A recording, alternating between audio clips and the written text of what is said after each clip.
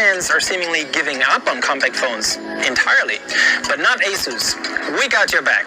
Today we're doubling down on our compact flagship form factor with our brand new Zenfone 9.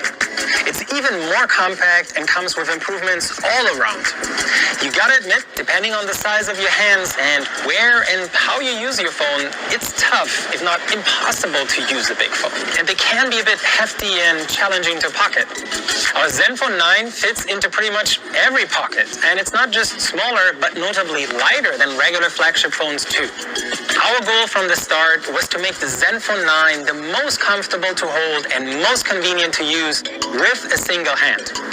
But we don't compromise on performance or specs. We maxed out everything we could and packed a huge amount of performance and features into this tiny little powerhouse.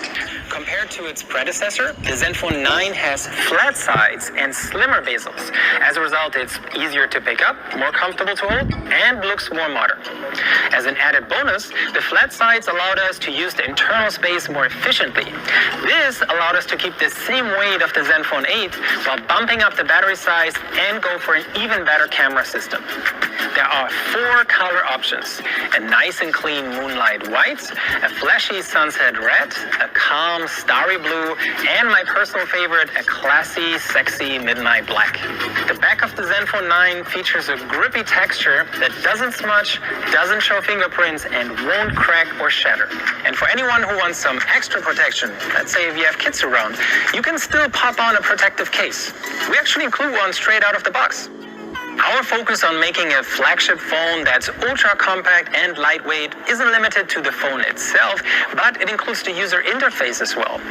We tweaked and refined all the single-hand UI optimizations and features of the Zenfone 8, and we're adding some big upgrades with the Zenfone 9. Now, when you're not using your thumb to swipe on the screen, it usually rests on the right side of the phone, on top of the power button. So why is everyone putting the fingerprint sensor in the center of the screen then? We moved the sensor into the power button where you rest your thumb naturally. This saves a second or two, and you don't have to shift your grip, which doesn't sound like a big deal until you factor in that you probably do this hundreds of times per day. Overall, this is a huge improvement in convenience and ease of use. And unlocking your phone or verifying payments with your fingerprint now only requires the lightest press of your thumb. The power button is also programmable, and you can define what a double press or long press does. You can double press to launch voice to text, to quickly take some notes or send a message when you're busy, for example. And you can long press to launch the Google Assistant. But there's more. There's now a touch-sensitive strip above and below the power button. You can access additional settings, features, and menus with small, snappy thumb swipes. You can swipe down to open notifications in Android, on social media, and other third-party apps. You can use it to refresh a website. You can jump to the bottom or the top of a page. You can navigate through